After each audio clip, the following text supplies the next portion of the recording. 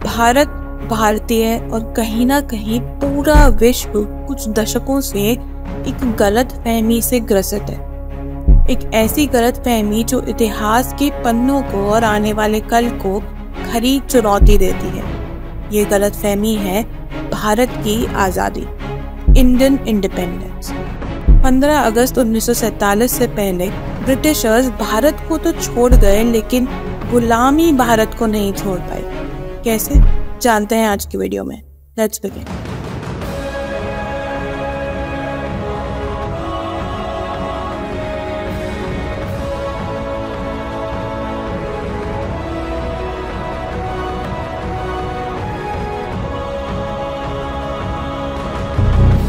हजारों वर्षों तक अनेक जगहों से आए आक्रमणकारियों जैसे Greeks, Arabs, Persians, Mughals, Dutch, French, Portuguese और ब्रिटिश से झुलसते झुलसते भारत अपनी असल छवि को न जाने कितने वर्षों पहले दफन कर आया था। पर समस्या तो ये है कि आक्रमणकारियों की गूंज भारत में 1947 के बाद भी काफी लंबे समय तक गूंजती रही। भारत को अंग्रेजों ने जिस हाल में छोड़ा था, एक तरफ पार्टीशन की तबाही थी, दूसरी तरफ कम्युनल रायट्स, एक तरफ भारत को एकजुट करने का जिम्मा था और दूसरी तरफ अंग्रेजों द्वारा छोड़े गए उनके साहिब। भारत की कमजोरियों का सबने खूब फायदा उठाया और ये सब हो पाया हमारी ब्रेन वॉश्ड लीडरशिप के कारण। भारत में शतरंज का खेल चल रहा था, प्यादे थे हमारे कुछ प्रतिष्ठित नेतागण और खेल रहे थे विश्व भर के ताकतवर देश और कम्युनिटीज। 1947 के बाद भी अंग्रेजों और मुगलों द्वारा किया गया भारत का आइडियोलॉजिकल और कल्चरल सबवर्जन भारत बड़े ही गर्व से अपनाता गया। लॉर्ड मकॉले ने अपने ब्रिटेन में मौजूद ऑफिशियल्स को एक खत में लिखा था कि भारत पे कब्जा करने के लिए यहाँ के देवालयों पे, संस्कृति पे और एजुकेशन पे कंट्रोल करना बेहद जरूरी है। जाहिर सी बात है कि मकॉले ने भारत की कमजोरी पकड़ ली थी। सालों साल में इंडिया में वेस्टर्नाइजेशन को लाया गया। हमारे कपड़े सो कॉल्ड मॉडर्न यानी आधुनिक कपड़ों से बदले गए। लोगों की सोच को प्रेस एक्ट्स के थ्रू कंट्रोल किया गया। हमारी भाषा को बदल दिया गया। अंग्रेजी अब भाषा नहीं, लाइफस्टाइल का प्रतिबिंब थी। एजुकेशन करिकुलम को ब्रिटिश तानाशाही के फेवर में चेंज कर दिया गया। हमारा खान पान, रहन सहन, सब कुछ अब अंग्रेजों के मुताबिक होने लगा।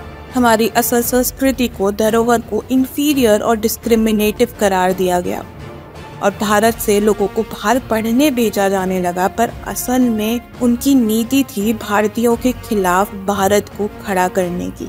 खैर 1947 तक ये सब चला, ये एक बात को माना जा सकता है क्योंकि हम ऑफिशियली अंग्रेजों के गुलाम थे। लेकिन उसके बाद क्यों इस सब को बदला नहीं गया? आईपीसी एक्ट, सीआरपीसी के प्रोविजंस, पार्लियामेंट की बिल्डिंग, धर्म के आधार पर बटी society, legal provisions, civil services का पैटर्न, हमारी किताबें और हमारी सोच सब वैसी की वैसी ही रही। हमें साल दर साल सिखाया गया कि ब्रिटिश ने भारत को रेलवे दिया, मुगल्स ने आर्किटेक्चर और ग्रीक्स ने science. Well, Indian ancient civilization of Harappa, South Indian kingdoms, trade, temple architecture and remains of Nalanda smiles from a distance. Bharat को एकजुट ना कर पाने के लिए कॉन्स्टिट्यूशन में कई स्पेशल प्रोविजंस दिए गए जिन्हें भारत सरकार सालों साल तक बदलने में नाकाम रही और जो असल में दीमक थे भारतीय सभ्यता के लिए और सोसाइटी के लिए। कांग्रेस लीडरशिप की आंखों के सामने दरअसल उनके थ्रू इस देश को लूटा जा रहा था। ब्रिटिशर्स के साथ साथ कांग्रेस दो और कम्युनिटीज की कठपुतली थी, सोवियत यूनियन की मार्क्सिस्ट मानसिकता और केजीबी की और इस्लाम की। वर्ल्ड वॉर 2 के बाद अधिकतर देश यूएस या यूएसएसआर में से किसी एक ब्लॉक में शामिल हो गए थे और भारत पे सोवियत यूनियन और यूएस दोनों की नजर थी क्योंकि it was a potential regional power. US की सीआईए और यूएसएसआर की केजीबी ने कई ऑपरेशंस भारत में कंडक्ट किए। यूएस कैपिटलिज्म और डेमोक्रेसी का प्रचार कर रहा था और यूएसएसआर सोशलिज्म और कम्युनिज्म का। ये काम साम दाम दंड भेद हर तरह से और हर कीमत पे किया जा रहा था। केजीबी स्पाई वसीली मित्रोखिन ने अपने मित्रोखिन आर्काइव्स में गांधी फैमिली और इंडियन ऑपरेशंस बाय केजीबी के बारे में कई रहस्य खोले। आर्काइव्स के मुताबिक ही जोसेफ स्टालिन ने नेहरू और गांधी को इंपीरियलिस्ट पपेट्स का दर्जा दिया और इसके बावजूद भी नेहरू ने communist revolution of Soviet Russia की सराहना की। इंदिरा गांधी, जिसके लिए मित्रोखिन ने कोड नेम वानो का प्रयोग किया है, उनके प्राइम मिनिस्टर बनने के बाद केजीबी भारत की पॉलिटिक्स और गवर्नेंस में और डीपली इन्फिल्ट्रेट कर गई। केजीबी सीक्रेट इन्फॉर्मेशन को एक्सट्रैक्ट करने के लिए और भारत पे इनडायरेक्ट कंट्रोल जमाने के लिए कांग्रेस को फंड कर दी गई। मित्रोखिन आर्काइव्स में ये भी रिवील किया गया है कि इंदिरा गांधी ने क्रूशियल इन्फॉर्मेशन के एक्सचेंज में 20 बिलियन रुपीस लिए थे। कांग्रेस के साथ साथ कम्युनिस्ट पार्टी ऑफ इंडिया भी केजीबी की ही कठपुतली थी। केजीबी की फीमेल स्पाइस, जिन्हें स्पैरोस कहा जाता था, उनके थ्रू परसुएशन से, सेडक्शन से भारत की ब्यूरोक्रेट से भी सीक्रेट इन्फॉर्मेशन ली जाती थी। 1972 तक केजीबी भारत के 10 न्यूज़पेपर्स को और गवर्नमेंट कैबिनेट के मेजर मिनिस्टर्स को, including the prime minister Indira Gandhi, को कंट्रोल करता था। जहां मित्रोखिन के क्लेम्स पर यूएस और रशिया दोनों ने इन्वेस्टिगेशन कमिटीज बैठाई, India under Congress leadership never did so. India Pakistan के पार्टीशन को भी कांग्रेस लीडरशिप का अनप्रेसिडेंटेड सपोर्ट मिला, जबकि ऐसा नहीं था कि कॉन्सिक्वेंसेस का आइडिया उन्हें नहीं था। वहाबी मूवमेंट के चलते अपीजमेंट पॉलिटिक्स हो, कम्युनल क्लैशेस हो, फोर्सफुल कन्वर्जन्स हो या ऑर्गेनाइज्ड क्राइम, कांग्रेस की मौजूदगी में भारत सभी इलीगल एक्टिविटीज का सेफ हेवन बन चुका था। It's crazy that Indian Muslims demand more in India than Muslims do even in Muslim nations. और ये भी कांग्रेस की अपीजमेंट पॉलिटिक्स का ही नतीजा था। इंदिरा गांधी की 1975 की इमरजेंसी के चलते भारत में 42nd कॉन्स्टिट्यूशनल अमेंडमेंट एक्ट को जबरदस्ती लाया गया, जिसके चलते वर्ड्स सोशलिस्ट और सेक्युलर को इंडियन कॉन्स्टिट्यूशन के प्रीएम्बल में इंसर्ट कर दिया गया। सोशलिज्म और सेक्युलरिज्म, ये वही दो वायरस थे जो आने वाले कई सालों तक देश को बीमार करने वाले थे।